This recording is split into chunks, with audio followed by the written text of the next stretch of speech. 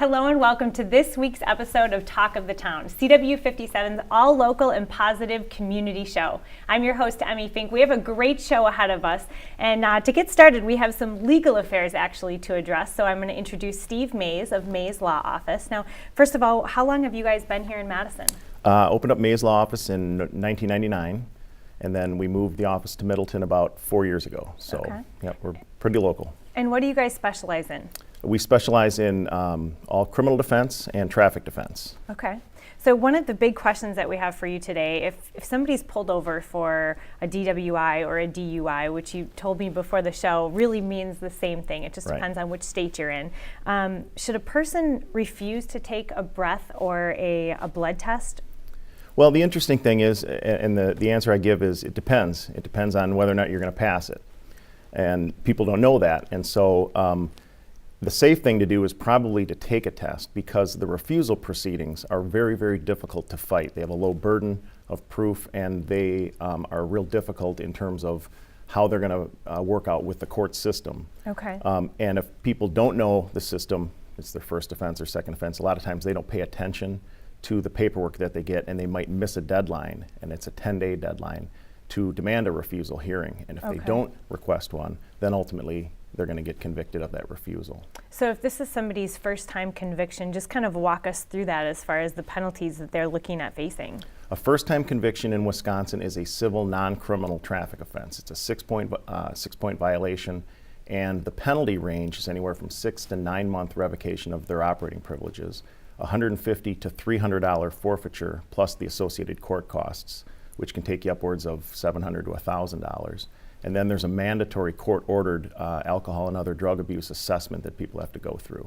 What's changed recently in a first offense is the fact that if you blow and you test over, you take the test or a blood test and you go over the .15 range, there's a mandatory ignition interlock requirement. That's the device that goes on your car that you have to blow into before it'll start. Okay. With refusals, as you mentioned earlier, if you refuse a test, that's mandatory too on a first offense to have the ignition interlock, unless you can get that dismissed and have the court not order that. But it's mandatory on a second and on up OWI conviction, and second on up is criminal if it happens within 5 years or 10 years of the first offense, and then third offense lifetime, they go back. So second offense on up is criminal, first offense is non-criminal, and we're the only state in the nation still that has it as a non-criminal offense. Wow, so if you get a DWI, how long, if it's just your first one, how long will that stay on your record for? Well, it stays on your record kind of forever, but it really only counts against you currently under the current law for 10 years. So you could go 10 years and a day and have that be another first offense. But then if you're 99 years old and get another one, that'll be a third. So it stays on your record really kind of forever, depending on whether or not you're going to get another one. Okay. So the current law is for 10 years, though, for counting purposes, if you get a second. So it'll be on your record for 10 years, and then if you get a second first offense after 10 years, it currently will be another non-criminal first. Now, how does it work with the occupational driver's license? Well, occupational licenses are upon a conviction, or if you get an OWI and you get administratively suspended, that's a suspension that can take place right away while the case is pending. Occupational licenses allow the person to drive up to 12 hours a day, 60 hours per week. And it's not just for occupation, it's for work, school, childcare, homemaking, church, doctor appointments, things like that. There's an expense, obviously, for that. You have to go in and apply and put your hours down. And it's important to note that if you're not you don't want to change your hours a whole lot, because every time you do that, you have to basically go in and reapply for the occupational license. That's allowed immediately on an administrative suspension, the suspension that can happen right away while the case is going on. After a conviction on a first offense, it is allowed immediately as well, but on a second offense, third offense on up, there's a waiting period for 45 days. Upon a conviction, you have to wait 45 days before you can apply for an occupational and be granted one. Okay. We're talking with Steve May of Mays Law Office. So one question I do have, is it worth fighting a DWI if you have one, or is it such a black and white case because it all comes down to numbers that it really that's a good question. You never really know until you get into the case. People can say, they've got me, I'm dead to rights, but then an attorney can be helpful in going in and taking a look and see whether or not you were stopped unlawfully, if you were detained potentially beyond the scope of the stop. I mean, if you're stopped for a taillight out, they really should be investigating the taillight violation. And if they expand it to an OWI investigation, maybe they didn't have enough cause or justification legally to do that, and so you can fight that. Whether or not probable cause existed for the arrest is a big issue. Whether or not the officer did the field sobriety test necessary, whether or not the person passed them. A lot of times you'll read a report and you'll see the officer's narrative report and it'll sound really, really bad, but then maybe you get into the case and you have a video that's available and you can see how the field sobriety tests were done and a person maybe didn't do as well. And then of course, if you're in a second, third, fourth, a criminal offense, an attorney can be extremely helpful in trying to mitigate the damages. A person who goes in on their own might not know to fight, that type of thing, might not know that, look, I can get 30 days in jail instead of 130 that they're asking for or something like that. So an attorney can look at a lot of legal issues and fight the legal issues, and then if it becomes, I guess I say, a damage control type case, can really help control that damage for the person.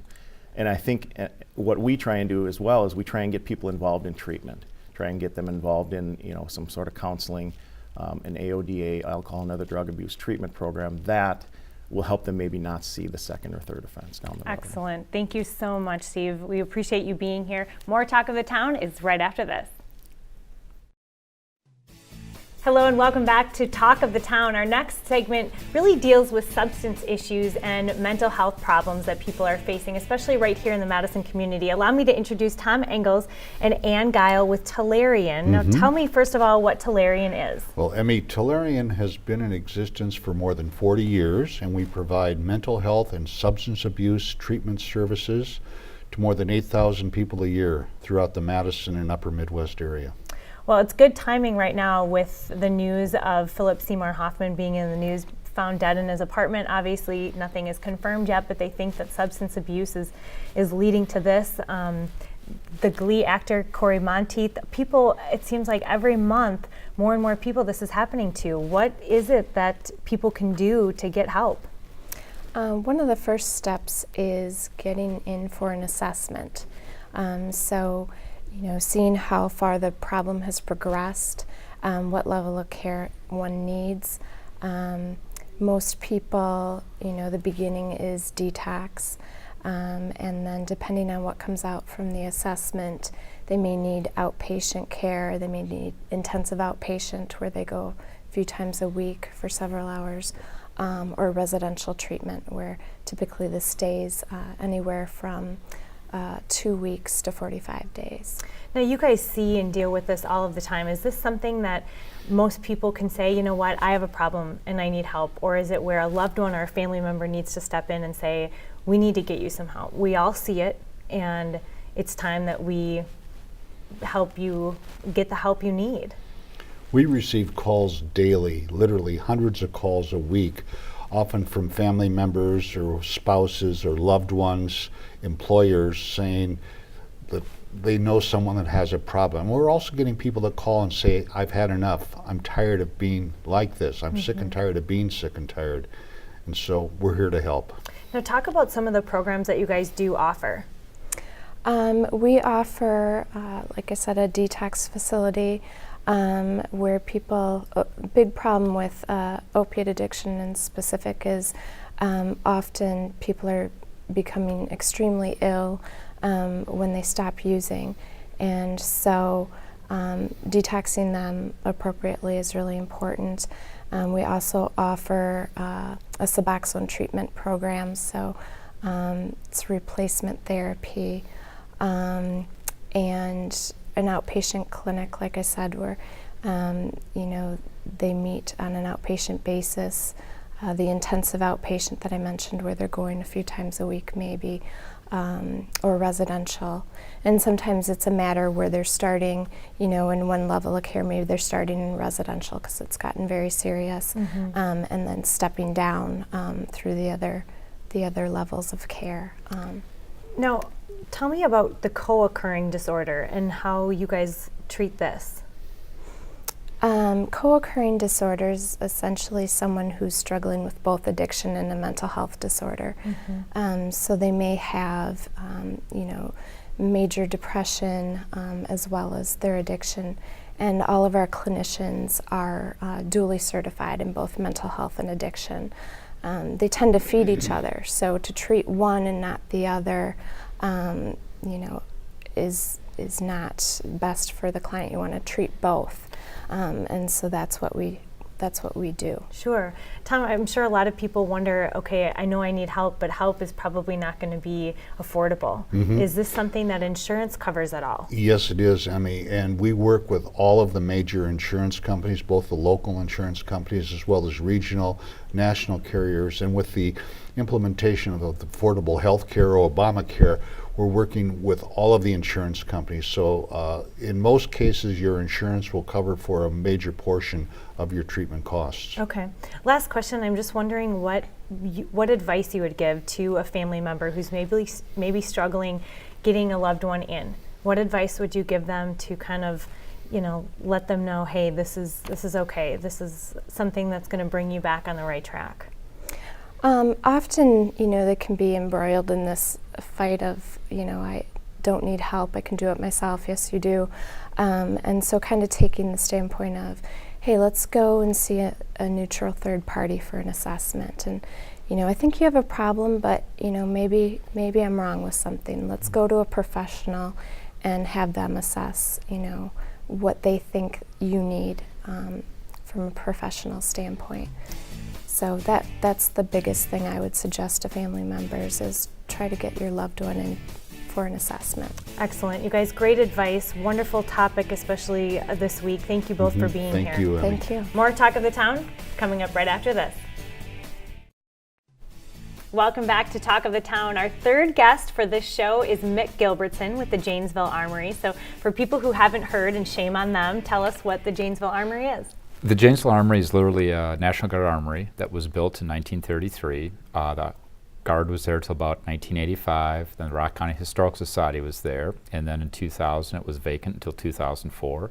We bought it and did a ground-up restoration on it and turned it into a event center, a restaurant, a comedy club. We did musical theater there. We do weddings there, all types of different things. A one-stop shop, truly. I mean, I've been there for plays, and you guys have had some great acts come over the last several years. We have, and we're very excited about that. We did move away from that as the economy changed. We did get away from musical theater productions, but we replaced that with our comedy night and a few other things, a lot more events, a lot more special things like that. It's a great venue for downtown Janesville. Oh, absolutely. So let's get in depth with some of the things you guys have new and upcoming. You mentioned the comedy. Right, we moved that to Friday nights. It used to be on Thursday night. It's just so much easier for people to come out on a Friday night and visit us. We went to a new booking agency this year also, so we have a lot more new comedians coming in. The goal is not to repeat any comedians on any Friday night coming up this year. Plus we have some better and bigger acts coming in. We had Screech, who played there from Saved by the Bell. Pete Lee was just with us he's a great Janesville comedian. And actually on Valentine's Day coming up, we have Chuck King coming in. He's actually a hypnotist and a comedian, so we'll get audience members up, hypnotize them, make them do different things. Fun. So we're looking forward to that. Oh, I bet. Now, this is really a great thing for Janesville because you're able to bring a side of the arts community and the entertainment community and the comedy group all in one atmosphere. Right, and we've been able to do that very successfully. We are still a small local company, but we do like to try to bring in national acts. We've had Tab Benoit there, a great blues musician. We had Bernard Allison there last year. He has great history with Madison, things like that. And actually this Wednesday night we're the premiere party for Discover Wisconsin, a session they did on Janesville, and so we get to be from 5 to 7 this Wednesday night. Wonderful. So let's talk about just the great things that you guys are doing in the community, from the different things that you're able to have there, weddings, and any special event that you can think of, you guys can hold it there. Exactly. We can have a special event from 10 people to 300 people. We've done fundraisers for Echo and for Jingle Mingle, which is the Mercy Health System Foundation. We've done fundraisers there for the Heart Walk. We've done weddings there. We've done anniversary parties. We did a a CD release party for Chris Cohn, a local musician in Janesville. So we've done fundraisers for the MS Society, just different things that we try to just serve back to the community, give them a great opportunity, and really give them something special in town. Well, and I think it's great too because people are always looking for something outside of the box. They might not want to go to the same restaurant again. They want to do something different. This is a great way to kind of spice up, your Friday night. Go and see a great show and have we have a great food and fish drinks. fry with it, and if the weather ever changes, we have a great outside patio. It seats about 50 people, and people love coming out there on a summer evening and just sitting outside and enjoying the warm weather if that ever comes back. And one of the things we have planned this year that changes, we are going to be changing up the restaurant a little bit, rebranding it. We're going to be moving it up to the second floor. We have a private dining room, so that's going to be kind of a new name, new menu. So look for that in the next probably 60 days. Excellent. Just tell us where people can reach out to you guys on the web. www.janesvillearmory.com. We're also on Facebook, and we do have a Twitter account. We're trying to grow and build that as we're going forward with that. Or just give us a call at 608-741-7400. Excellent. And then which days and hours are you open? I know Tuesday through Saturday. Okay. Somebody's always there by 10:30, and we'll be there till 8:30, 9, 10, 12 o'clock for some of the weddings and bigger parties, things like that. So the late night goers. that's right. Mick, thank you so much for being here. Janesville Armory, find them on the web and hold your special event there anytime. We're back with more Talk of the Town after this. Welcome back to the show. We have one more segment to get to, and it's in regards to realtors and lending, and it's a little Homeowners 101 for everybody who, like myself, needs a little tutorial sometimes. Allow me to introduce Sue Janowitz and Patrick Averill of Restaino & Associates and Thompson Kane Lending. Thank you guys so much for being here. Thank you for having So us. let's get right to it. When is the best time to purchase a home? Very simple. Right now.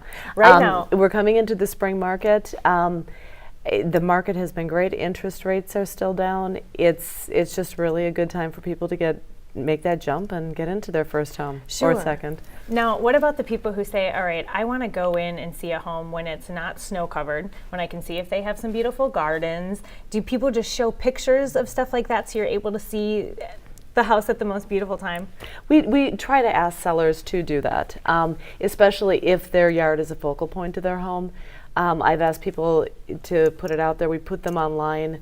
If they have pictures of their gardens and yards, it's a really great idea for sellers to do that. Okay. Now, what is a buyer's agent? And is it cheaper to work directly with a lister's agent or the homeowner? A buyer's agent is someone who works on behalf of the buyer. I'm a licensee in the state of Wisconsin. In order to sell a home, I have to have an agency relationship. So either I'm working for the buyer or seller. From a buyer perspective, I would never go into a transaction without a buyer's agent. Okay. They're that important. We are that important. We can advise you. We are working on your behalf to get you into the best home. Work through the inspections with you, work through financing with you, and get it done. Ultimately, if you're not working with a buyer's agent, you're working with someone who is working on behalf of the seller. Mm-hmm. It can end up costing you a lot more money down the road because they're trying to get the seller the best possible price for their home with the least possible outflow from the seller. Sure. So it's pretty black and white when it comes to the difference. It absolutely is. And people have a misconception that it's cheaper to work with one agent because the commissions will be less. Mm-hmm. Commissions are set at the time of listing.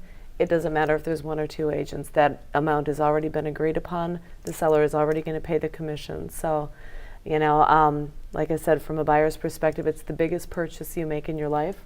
I would never go into a transaction like that without being represented. Okay, great advice. Patrick, what does it take to get pre-approved? And in regards to your mortgage, are there steps that people can take to make sure they do it the right way? Yes, absolutely. I mean, the first thing that I recommend to a buyer is talk to a lender, or in some cases 2 or 3 lenders, because what you want to do is you want to get an understanding for your situation, how it applies to the lending world. Meaning you need to find out what your credit score is, what's going to happen as far as your debt to income ratio is concerned, how much home you can afford. That's critical because when you're out looking at homes with a realtor, you want to know that you're looking in a price point that fits your budget and that you're comfortable with. So it's real important to find out that credit score, find out the down payment amount that you're going to put down, and then what types of programs you're eligible for, and then ultimately you'll have a good idea as far as the pre-approval goes. What price range you're looking for as far as homes go. Sure. I feel like especially for the first-time home buyers, this is something that can really be confusing. And the old saying, no question is a bad question, is truly something that would apply here when it comes to just asking those questions. I know you mentioned in regards to people, trying to figure out how much home they can apply for, and then when they do get qualified, should I buy, if I can afford it, should I buy that much of a home? And that's something you get asked a lot. A lot, all the time. I'll have a buyer come in, and we'll run the numbers, and let's say, for example, they qualify for a $300,000 home. Well, in some cases, they don't know what that means as far as how the monthly payment is going to fit into their budget. When you start looking at principal and interest, taxes, insurance, those types of things. So when I can translate what a $300,000 purchase price means for them based on their down payment, their credit score, the interest rate, the loan program, oftentimes the buyer's going to realize that that payment for that loan is just more than they're comfortable with, and then we'll rework the numbers and do some calculations and find that maybe their comfort range for price points in the $225,000 range. Mm-hmm. So it's not necessarily that you have to buy as much as you're approved for, but you need to find the comfort level. Absolutely. And in regards to interest rates, are they going up right now? Their interest rates are going down right now, which is a great thing for the industry. In the last couple of weeks, we've seen some uncertainty from investors in the stock market, so the bond market or mortgage-backed securities have benefited from that, and we've actually seen a dip in rates about an eighth of a percent over the last week or so, and with rates already being historically low, it's a great time to buy right now. All right, well, and that's the same thing that that Sue said. How do people choose a realtor or a lender? Is it just based off of, all right, I feel like I can trust you too? That's it. I tell people when they're interviewing me to be their agent, I'm like, interview other realtors. Talk to the people. This is the biggest purchase you're going to make in a long time. You want to know that you feel comfortable with the person that is guiding you through the process and the transaction. Same thing with lenders. You talk to the lender, you're going to be giving them a lot of personal confidential information, and you want to be very comfortable with the people that are working with you to finance this. Excellent. You guys, great advice. Thank you so much. Hopefully those first-time homeowners got some wonderful information. Big thank you to all of our guests today. There's more Talk of the Town next week.